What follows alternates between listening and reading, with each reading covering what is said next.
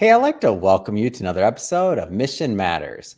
My name is Adam Torres, and if you'd like to apply to be a guest in the show, just head on over to missionmatters.com and click on Be Our Guest to apply. All right, so today I have Richard Hallman on the line. He's a professional adventure sports photographer over at richardhallman.com. Richard, welcome to the show. Adam, grateful to be here. Thank you. All right, Richard. So I'm grateful to have you here and to get into some of your content and to announce to our audience that you'll be one of our upcoming authors in our latest Mission Matters book release. So excited to get into that and to also talk about your work. So I was talking to you kind of in the warm up, and I've been talking to people about you all week. I was like, Richard has these pictures and all these things you've been able to accomplish, and these amazing photographs of these professional athletes and these extreme athletes that you've managed to capture. I mean, I got to hear the stories behind some of these. But before we get started on that, we'll start this episode the way that we start them all, with our Mission Matters Minute. So, Richard, we at Mission Matters, we amplify stories for entrepreneurs, executives, and experts. That's our mission. Richard, what mission matters to you? Well, I've done a lot of different things in my life, and landing in as a professional photographer here, it's just been a lifelong dream. And I love telling stories. I love sharing my experience, and I find myself in very unique situations that not a lot of people can find themselves in. So to bring that experience back, to general audience, is just really amazing. And I'm really grateful to help inspire people and, to get out and enjoy what's out there in the world. Amazing. And we're going to get into these unique experiences because that's an understatement. But I want to start a little further back, though. Like, when did that become a thing for you? Like, when did you know this is something that you wanted to make a career? How did that take place? Yeah, I've been into photography all my life. We had a darkroom in our house growing up. My dad helped me, taught me how to develop black and white film, print pictures, and my older brother wasn't so into it, and so I just have one sibling, and so my dad made that really accessible to me. And so, I seem to always have a camera in my hand, even from a young age. But that's something that maybe only one in a million billion people can be that National Geographic photographer or whatever. So I pursued a lot of different things, and I went on. Moved to Colorado after college. I became an EMT. I was a ski patroller, but all the time I always had a camera with me. And so I moved to Hood River about 30 years ago and went to nursing school. I was an ER nurse, but that allowed me, I was working 12-hour shifts, and I had a lot of time off. And that time off, I started spending more and more with my camera and such. So, and then I do a lot of adventure sports. And I'd say that where my abilities kind of stop, I'm able to pick that up with these extreme athletes that take all those sports that I do to that highest level, So, so I keep engaged in that, and I'm able to share that experience with people. And so that's, back in 2004, I was hired to be a photographer on a trip to New Zealand, kind of a last minute thing. And while I was on that trip, we were taking a helicopter up to the Cook Glacier, and we were snow kiting above the clouds, looking out over Australia, and so had this, epiphany, like, wow, I'd like to maybe try and do this, as a full-time thing. And so, so I haven't looked back. So I want to stick in those earlier years a little bit longer, because I know when I was growing up, so I was an artist. That's what I love doing. I love airbrushing, I love designing, and I was kind of, I was in the same mindset as yourself, and maybe some of the things that you had in the past, where you were thinking like, well, to be that photographer in your case, or that person that can really make money, like it's not possible. Like, it's like, okay, that's very slim chances. But now I feel like we're in this renaissance of just creators, like people that have that inclination to to want to be a photographer or an artist or other things like that. Like they have opportunity. There's different ways to do it. So like what kind of things would you say to that next group of, let's just say, photographers and or creatives? Wow. I mean, that's it. I've been able to experience a unique time in history because, uh, you know, for my early background was just, you take your pictures, you take your film, and you get that developed, and I would be on trips over in Nepal climbing, and I would be taking my photos, and I couldn't just look at the camera and see what I got. Yeah. It would take me weeks and weeks until I got Wow. back, got that developed, and that wasn't that long ago, Mhm. that was not that long ago. And so, I jumped into it still when digital was still in its infancy, and Mhm. the digital cameras were just starting to kind of come up to speed and kind of meet Mhm. that quality that was with analog, and so and now it's just exploded way past that, and Yeah. it's so I see young content creators today that have just endless endless abilities Mhm. to expand that creative process, with video, with Mhm. AI, with all kinds of stuff. So I mean, the sky's the limit. I mean, Yeah. you know as a photographer, you can have a drone now, and you can do your video stuff. So it's hard to compete with some of these young kids that are coming out of college, and they can build websites, and they can do all these amazing things and put together all this great content. And Mm. for me, I just say I'm still just a still photographer, but yeah, for people getting into it now, I mean, and the technology has gotten less expensive. You Mhm. know, early on in my career, those high end digital cameras were super expensive, and Yeah. so only the professionals, unless you had a lot of discretionary income, Mhm. could afford, some of these cameras and stuff. Well, now, those same chips, those same memory things that were in those most expensive cameras are really reasonable, Yeah. and so you can get a pretty entry level camera, and it's going to do a lot for you. And so I think that's leveling the playing field a lot. Yeah. And yeah, I mean, the next generation of, and it's not that long ago, we're talking Yeah. like, about that transition time when I quit nursing, it was about 2004. And, you know, and from there to today, I see, man, month to month, year to year, like Yeah. crazy out there. Yeah. Yeah, as of the recording of this, that new iPhone in 2022, or that new Yeah. iPhone 14 Pro or something like that, I'm like, Yeah. man, I can't even imagine what the iPhone 20 is going to look like, right? In X amount of years going forward, Well, it'll be something else. I Yeah, mean, I'm under the impression that maybe I don't know, maybe not in my lifetime, but yeah, maybe somewhere down the road that there's going to be a way where you're going to be able to just blink your eye, hmm, and then that is going to show up on a screen yeah, or something. I mean, who knows? I mean, I was reading an article yesterday where James Earl Jones is mm, retiring from the voice of Darth Vader, and he's ah, been doing that, since the 70s. And so, mm, but his character and his voice is going to live on because mhm. they're going to use AI to extrapolate, old clips of him speaking and Wow, create new dialogue. So he's going to live on. He doesn't have to be there. And the scarier part, I say scary because, I feel like it threatens my livelihood and lifestyle, or whatever, to make, money, with creating content mhm, is, and the technology is there, and it's going to be available to so yeah, many people soon, where in AI, where there's going to be programs where people can go in and say, look, they look at one of my photos of, say, Kai Lenny, who's mm, one of the highest end watermen, extreme athletes, surfs some of the biggest waves in the world. You're going to look at, that, and you're going to go, wow, yeah, I want to go, I would love to go there, but I can't go mhm, there, or whatever. So I'm going to create my own big wave surf shot.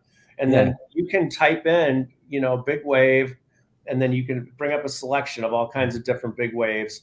Got your wave, and then you say, I want a male surfer or female surfer Yeah. or whatever. There's going to be a female surfer, and you're going to be able to build an image. Hmm. You're going to be able to build an image, not just like, not just a painting or whatever, but it's going to look like a photograph, Yeah. and that's a reality, and that's kind of It's interesting to me, and I wanna, interesting. Yeah. speaking of some of the athletes and the situations you've been in, you mentioned kind of briefly helicopter summits. I mean, give us a flavor for some of the type of shoots and the type of work you do for those that haven't seen your pictures yet, and for everybody. I know this is an audio podcast, right? But we'll be putting a link to Richard's Instagram in the show notes. Definitely go check that out, and so you can see some of these photos and the experiences that we're talking about today. But so Richard, tell us a little bit more about some of these experiences. Well, yeah, I mean, Adam, I think some of the most exciting stuff that I get to do is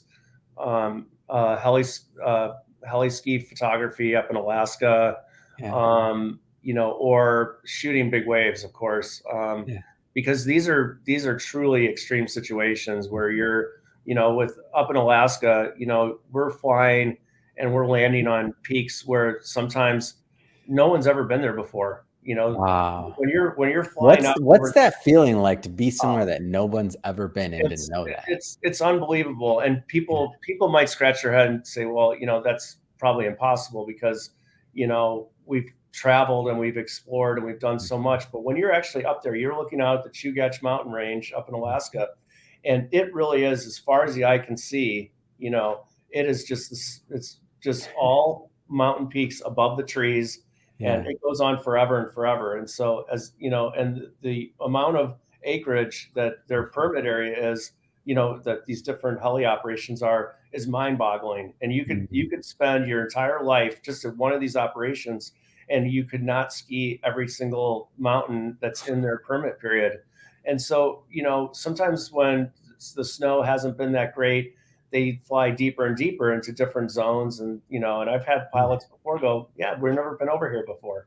And so, yeah, then we land down. They're like, yeah, you guys can name this run.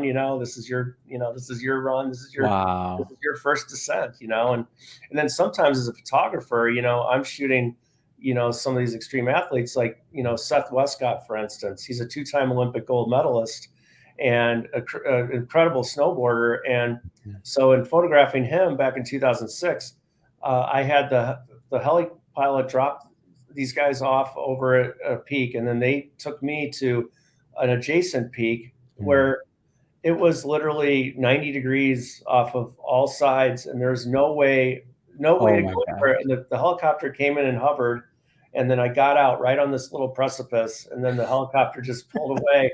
And of course, they're messing with me. They're waving, "Yeah, see you later," Oh, I But can't, I'm my out, heart right now, but, Richard. I'm like, okay, like what but goes I'm through your mind? Yeah, but I'm up there with my camera getting, what they call a Barbie shot. It's, Mm. shooting across the valley and getting the entire big scene, and so yeah, there I am all alone. Mm. Once the heli peels away, it's all quiet, and you're like, wow, like no one's ever been here ever before. I'm sitting on this rock looking at these rocks, like, Mm.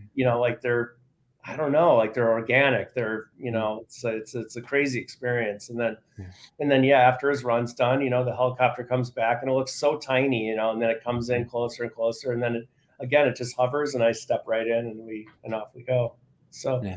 yeah, and then to flip over to big wave stuff, I'm not up in a helicopter Mhm. per se, but I'm out on a jet ski, and and a lot of times there's a deep water channel right next to the wave break. So it's Mm. basically like you're on the side of a runway, and there's a 747 coming in and landing right next to you, and that's the sound and the power some of Wow. these waves have. We're talking 40, 50, 60-foot waves. That Jeez. so yeah, so I'll be on a jet ski, and I have a driver, and that driver's, he's on the lookout for, Mm. rogue sets coming in, and but we're Mhm. pretty close to the action. We're right on the side of the wave, and as the wave rolls through, it's breaking right in front of us, and then we're going up the swell, and then over the Mhm. back of the top, and so sometimes when the big sets come in, you're sitting right in front of the break at that point. Or at Jaws, if sometimes shooting different angles, I'll be over on the left side, and you are truly in front of the wave. Like you have to really have your eyeballs screwed in tight on that one, because once that wave breaks and you're getting that photo, we have to not go slowly. We have to race out, and we have to meet that wave before it breaks and get up and over that. So yeah, definitely. Capturing the images is almost as exciting as the athlete that's in the images. Oh, it's awesome. Do you ever Yeah. get scared, like out there? Like, have you had those moments where you're like, okay, this is getting a little dicey? There's it just puts you in the moment. Like there's no room for thoughts of oh my God, I forgot to pay my taxes, or I forgot to do this, or whatever. Like you are truly in the flow state. You're truly in that moment, and it's really surreal. It's not until afterwards. It's almost like afterwards I start to process some of that, whatever that fear or whatever. And it's good to have, a little bit of fear, that keeps you on your toes and whatnot. But in the moment, Adam, it's sometimes, I'm just in such awe. Imagine it being a gamer and you're in this like extreme game situation, and it's almost feels like that. It almost feels like, well, nothing can really go wrong here. Of course, anything could go wrong at any second, but in that moment, you're just, it's so fascinating, the level of, like, wow, like this is actually happening on this planet. Like, I mean, just sitting there, like watching these waves come in, just being in that environment, you're like, wow, this is, and that's why I get so excited about that I want to, share that with people. So. I feel like, I guess you're kind of in the zone, and because you're an athlete as well yourself, so you've been in these situations both as an athlete and then, as you mentioned, kind of as a photographer, work with these professionals. So I guess it's a kind of a unique vantage point. And because you're an athlete as well, I feel like you must have just a different level of respect for some of these men and women that you're taking photographs of, because you understand what it takes to actually do what they're doing, right? Yeah. And I think I'm fortunate that my imagery might be set apart a little bit because I do the sports, and so I kind of know what I can anticipate what they're doing and what they're going to do next. Because I've done it, and and I understand the dynamics of the sports, and so I think that gives me a leg up on maybe someone else who doesn't do the sports but is very much interested in photographing it. So I think that helps me greatly, but I'm definitely not a professional at any one of the sports that I do. But is there a favorite sport you like covering, or athlete, or just environment that you like shooting in? Is there a favorite? That's a really tough question, and I think know I did it on purpose, by the way. That's like someone asking me, so what's your favorite podcast episode or guest? I'm like, come on. That's not It's fair. terrible, but I asked it on purpose. Yeah, because you're right. Like with the podcast, there's so many differences, and there's so many things that you like about this and like about that So choose that between your you kids, can't which one do you compare like? apples to oranges. So, but it's it's hard. I mean, it's like the two things that I kind of landed on there was extreme skiing in Alaska and big waves. I mean, I think it would have to come down to one of those two things. I mean, I work closely with Kai Lenny, who's like I said, an extreme waterman from Hawaii, from the North Shore of Maui, and yeah, he's an insane, a multidiscipline athlete. He windsurfs, kiteboards, he wings, he surfs big waves. There's nothing that this kid can't do, and so I love working with him because he is such a master at so many different water sports. So if there's no big waves, but there's a windy day, we'll go out and he'll be kiteboarding, and he'll jump off a wave and be 30, 40 feet in the air, doing backflips and whatever. And then he'll go in, and then he'll trade out for his wing. And a wing is a surfboard with a mast and a foil on it. So they ride above the surface of the water. And when, it's kind of like skiing powder, because you eliminate all the chop of the water, and you're just floating on the surface. And he'll go out there and he'll throw a backflip on that, and whatever. And then he'll, come in, and then, whatever. I mean, anything you can throw at him, he does at such a high level. So we can do all these different sports and, and enjoy the environment in a way that, not a lot of people can do. So. Man, talk about not being stuck in the office, Richard. Yeah. Yeah, that's I'm sitting there in my jet ski or sitting there or whatever, and then I get to chuckle and say, "Yeah, Yeah. I'm in my office right now." Oh man, you make me think back to my days as a financial advisor once upon a time in that office and doing what we do. And now I'm in the studio stuck. I'm like, come on, man, what I do wrong? I should be out here. No, seriously though, much respect. I know I couldn't get out there, do anything like that. And I'm like, and it's just really interesting to me to see the different vantage points of experiences and people, how they choose to spend their day to day, and also the art they create, because you're really creating art. You're documenting not only these amazing athletes, but also the sports themselves. So is there any, out of all the sports that you've been covering, because for so long, been in the industry for a long time, any evolution of a particular sport that you care to comment on, that you're just like, wow, like this started with, here, and now to see what it's grown into? Because you are a historian of sorts, just from being even part of that community. Any sports that are just like you care to comment on? Well, well, a couple different things. I Yeah. think wind sports, when I grew up on Lake Michigan, I grew up windsurfing on Lake Michigan. And Mm, so in the early 80s, I had an old windsurfer Rocket 99. mm, And for those people listening that know what that is, I mean, that's a relic of the early windsurf days. And I mm, remember having my windsurf magazine and reading about Robbie Nash. He's one of the, premier legend windsurf gods, out there, yeah. and so along came kiteboarding in the late 90s, early 2000s. There were a couple. There was a French guy, and then there was a gentleman named Corey Reisler, who's actually here in Hood River, Mm, who was out.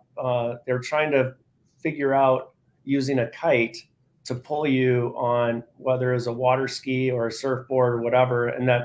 that sport evolved into kiteboarding, and now kiteboarding is worldwide, and it's just and then you thought that was it. Now like I look out at the Columbia River Gorge, which is a premier water sports. We've got prevailing west winds that come down the gorge, on the Columbia River between Oregon and Washington in the Mm, summertime, and you can get wind out there daily, and it's averaging 30 miles an hour. And so mm, there can be 5,000 people out on the water enjoying the water, whether it's windsurfing or kiteboarding.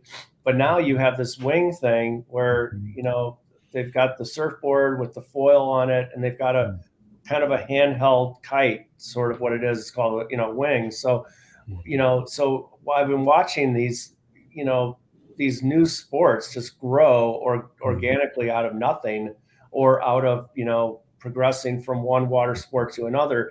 And just when you think that, well, we've invented everything, no, we haven't, like it's just, you know, it's changing and growing, and just, and so I look out in the river now, and just in the last couple of years, mhm, you almost see more wingers out there than you do anything else. mm, It's phenomenal. And then the other thing, speaking of evolution, is big wave surfing. I mean, you take a place like Jaws, where Laird Hamilton and Dave Kalama, and some of these legend watermen from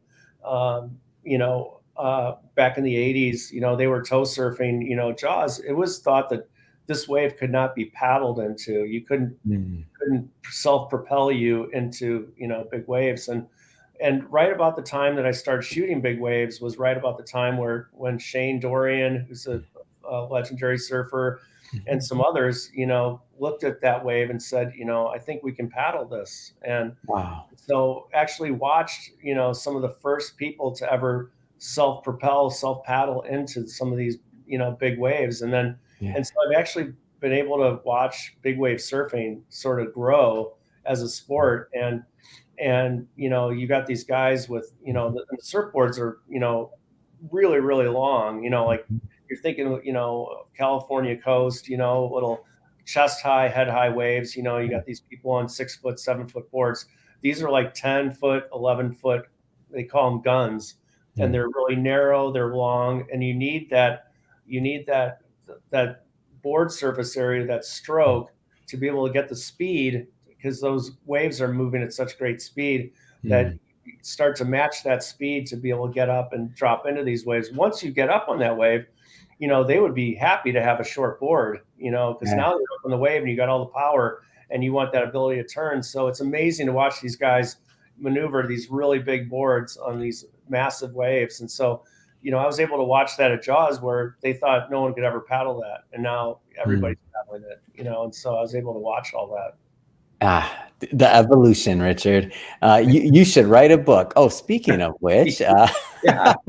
Yeah. had to. That's my transition for today, Richard. I do want it. We're just going to spend a minute or two talking about the upcoming book and some of the things and the ideas you plan to propose. And for everybody watching this, just to know, this is the first part of a two-part interview. We will be bringing Richard on for a full interview where we'll do a deep dive into his writing ideas and also go talk further into also what he's doing over at richardhallman.com. But for now, Richard, tell us a little bit more about some of the ideas that you plan to propose in the upcoming book.